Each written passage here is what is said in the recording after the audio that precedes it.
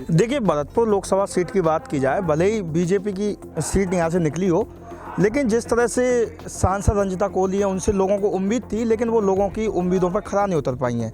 चाहे वो आप सारस चौराहे की बात ले लें, ओवर ब्रिज की काफ़ी समय से मांग चली आ रही थी और वो कहती थी कि राजस्थान में हमारी सरकार नहीं है, लेकिन राजस्थान में उनकी सरकार बन चुकी है। देखिए, सांसद रंजिता को अगर रिपीट करती है तो कहीं ना कहीं भाजपा को यहाँ मात खानी पड़ेगी, क्योंकि अवैध खनन की बात आप ले लीजिए। अवैध खनन में भी उन्होंने कई बार हल्ला मचाया, चाहे वो उन्होंने विरोध किया, लेकिन उनकी सरकार आते ही वो काम नहीं रुक रहा है, वो यूँ ही की यूँ ही है। लेकिन सांसद रंजिता कोहली के कार्यकाल से लोग खुश नहीं है। अगर नया चेहरा लाते हैं तो मुझे लगता नहीं कि भरतपुर सीट पर ज़्यादा प्रभाव पड़ा है। वजह ये है कि कुछ लोग जो हैं वो कांग्रेस को ज़्यादा पसंद नहीं करते हैं, और नेता ये है कि कांग्रेस में कोई ऐसा मतलब नेता मजबूत नहीं है जो उसको लोग चुन सकें कि भाई हाँ ये हमारा डट के मतलब अपना वो है प्रतिपक्ष रख सकता है। देश में लोकसभा चुनाव आने वाले हैं, कुछ महीने शेष बचे हैं, आचार संहिता शायद अगले महीने लग सकती है, लेकिन लोकसभा चुनाव को लेकर जनता का मूड क्या है, राजस्थान की जनता का मूड क्या है, खासकर भरतपुर जिले में हम हैं, यहाँ बात करेंगे पत्रकार चौपाल में। बीजेपी की अगर बात करें, 2 बार से लगातार राजस्थान की 2500 लोकसभा सीटों को जीत कर जा रही है, लेकिन इस बार क्या होने वाला है उस पर भी डिस्कस करेंगे।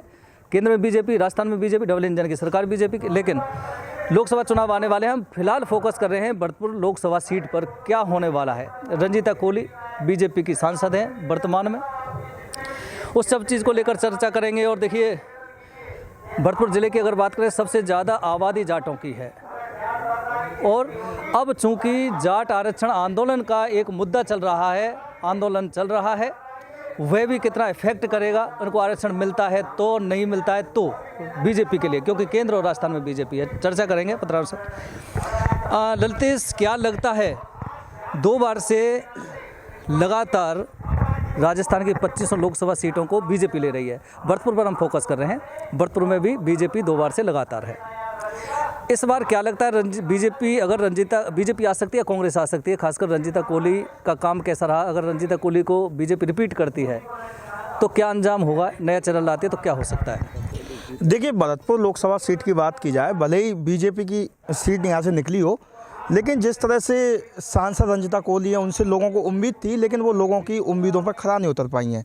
चाहे वो आप सारस चौराहे की बात ले लें, ओवर ब्रिज की काफ़ी समय से मांग चली आ रही थी और वो कहती थी कि राजस्थान में हमारी सरकार नहीं है, लेकिन राजस्थान में उनकी सरकार बन चुकी है और 1 महीना का समय भी हो गया है, लेकिन फिर भी अब वो इस तरह से माहौल नहीं बना पा रहे हैं। बात की जाए भरतपुर में जो धौलपुर और जाट आरक्षण आंदोलन है, इनको ओबीसी वर्ग में आरक्षण नहीं दे रखा है, जबकि राजस्थान में तो चलो मिला हुआ है। इसको लेकर भी एक तरह से कयास लगाए जा रहे हैं कि कहीं ना कहीं यहाँ बीजेपी को मात मिल सकती है। हाँ, देखिए, ये भी कहना होगा कि आरक्षण जो जाटों का चल रहा है, ये बड़ा मुद्दा है, और जाट बहुतायत में इस लोकसभा सीट पर हैं। लोकसभा भरतपुर की अगर बात करें, 8 विधानसभा सीट हैं, इसके अंदर 7 भरतपुर जिले की और 1 अलवर के कठुमर की है। अब सवाल है कि रंजिता कोहली जो वर्तमान में सिटिंग MP हैं, उनसे लोग कितना खुश हैं, नहीं हैं, क्योंकि जाट ज़्यादातर खुश नहीं दिखाई दे रहे हैं। अभी जो आंदोलन चल रहा है, वहाँ पे भी जो पदाधिकारी भाषण दे रहे थे, वो ये कह रहे थे कि सांसद ने, रंजिता कोहली ने भरतपुर के होने के बावजूद लोकसभा में इस मुद्दे को नहीं उठाया कि आरक्षण दिया जाए। अब तो इसके अलावा जातीय समीकरण काफ़ी हावी रहेगा, मुझे लगता है लोकसभा चुनाव में। मोदी लहर कितना इफेक्ट रहेगी, नहीं रहेगी, वो भी एक सवाल होगा, जैसे अभी बता रहे थे। तो क्या लगता है, अगर रंजिता को टिकट रिपीट होती है तो रिपीट नया चेहरा लाती है तो? देखिए, सांसद रंजिता को अगर रिपीट करती है तो कहीं ना कहीं भाजपा को यहाँ मात खानी पड़ेगी, क्योंकि अवैध खनन की बात आप ले लीजिए। अवैध खनन में भी उन्होंने कई बार हल्ला मचाया, चाहे वो उन्होंने विरोध किया, लेकिन उनकी सरकार आते ही वो काम नहीं रुक रहा है, वो यूँ ही की यूँ ही है। लेकिन सांसद रंजिता कोहली के कार्यकाल से लोग खुश नहीं है। अगर नया चेहरा लाते हैं तो मुझे लगता नहीं कि भरतपुर सीट पर ज़्यादा प्रभाव पड़ेगा, क्योंकि यहाँ SC वोटर की बात की जाए तो काफ़ी संख्या में है, और वो सब, और चाहे वो जाटों की बात की जाए तो जाटों के भी वोट ज़्यादा हैं। तो इससे ये अंदाज़ा लगा सकता है कि यहाँ मेरे अनुमान से तो कांग्रेस मजबूत है।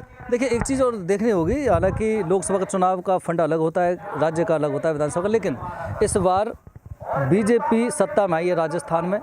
लेकिन ये भी नहीं भूलना चाहिए कि कांग्रेस के जो MLA, सिटिंग MLA, मंत्री हारे, वो बहुत कम अंतरों से हारे हैं, यानी कि कांग्रेस चुनाव जरूर हारी लेकिन कमज़ोर नहीं रही। लेकिन बीजेपी सत्ता में है, राजस्थान में भी है, केंद्र में है, लेकिन कर्णपुर सीट वो बीजेपी हार जाती है। ये भी एक बहुत बड़ा मसला है, कहीं ना कहीं संदेश है बीजेपी के लिए। तो बताया जा रहा है कि 25 की 25 ला पाएगी नहीं ला पाएगी, इसमें संदेह है। क्या लगता है आपको, क्या होने वाला है लोकसभा चुनाव में? बीजेपी लगातार 2 बार से 25-25 लेके जा रही है, भरतपुर से भी। अब के क्या हो सकता है? बीजेपी से खुश हैं क्या लोग? क्या ये सीट बीजेपी से फिर निकल सकती है? सर वैसे तो चुनाव के बारे में कुछ कहा नहीं जा सकता, पर लगता है कि शायद बीजेपी ही दोबारा से फिर आएगी। उसकी वजह क्या है? वजह ये है कि कुछ लोग जो हैं वो कांग्रेस को ज़्यादा पसंद नहीं करते हैं, और नेता ये है कि कांग्रेस में कोई ऐसा मतलब नेता मजबूत नहीं है जो उसको लोग चुन सकें कि भाई हाँ ये हमारा डट के मतलब अपना वो है प्रतिपक्ष रख सकता है या फिर बात कर। मतलब कुल मिला के जो अगर राय है तो वही है कि नेता कांग्रेस में नहीं है। मतलब आप कह रहे हो कि भरतपुर में लोकसभा सीट पर नेता नहीं है, लेकिन 2009 तक तो नेता रहे थे। और खासकर इस सीट की बात करें तो ज़्यादातर परसीमन से पहले, अब तो ये आरक्षित है अनुसूचित जाति के लिए, 2018 में जब परसीमन हुआ उससे पहले जनरल जब थी तो राज परिवार के सदस्य इस सीट पर ज़्यादातर चुनाव जीत करके आए। क्या लगता है 25 की 25 सीट या फिर भरतपुर की भी सीट की बात करें तो क्या लगता है बीजेपी फिर तीसरी बार आ सकती है या फिर कमज़ोर हो सकती है? सर फिलहाल तो किसी भी पार्टी का बताया नहीं जा सकता, लेकिन बीजेपी सीट पर ज़रूर जाट आरक्षण का प्रभाव पड़ेगा। अगर मिलता है तो बीजेपी के वोट बहुत बढ़ जाएंगे, वरना बीजेपी मात खा सकती है।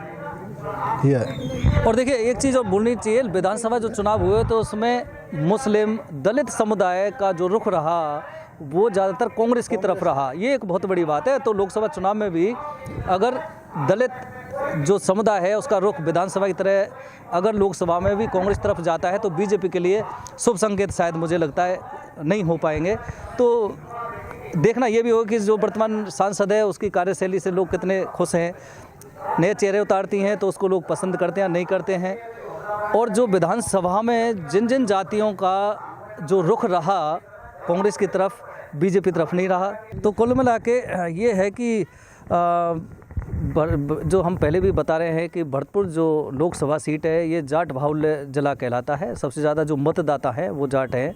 पूरे मतदाताओं की लोकसभा सीट पर बात करें 21 लाख के करीब मतदाता हैं, जिनमें 5 लाख से कुछ ऊपर जाट मतदाता हैं, फाइनल करते हैं। लेकिन अब चूँकि आरक्षण का जो मामला चल रहा है ये भी बहुत निर्भर करेगा किसकी जीत होगी किसकी हार होगी। अगर आरक्षण नहीं मिलता है तो जाट समुदाय का रुख कहीं ना कहीं कांग्रेस की तरफ जा सकता है। इसका मतलब है कि वो बीजेपी के खिलाफ जा सकता है। तो देखने वाली बात होगी जो समीकरण चल रहे हैं जातिगत समीकरण कितना हावी रहेंगे, और अगर जो वर्तमान सांसद है इसको रिपीट करते हैं तो क्या होगा, नया लाते हैं चेहरा तो क्या होगा, कांग्रेस किसको चेहरा बनाती है, ये भी एक बड़ा सवाल है। और ज़्यादातर चर्चा चल रही है कि इस बार राजस्थान की 25 जो लोकसभा सीट है उस पर कांग्रेस भी काफ़ी तैयारी कर रही है, बड़े चेहरों को उतार सकती है, क्योंकि 2 बार से चेहरे ज़्यादा नहीं आ पा रहे थे अच्छे कांग्रेस के, इसलिए बीजेपी हावी हो रही थी।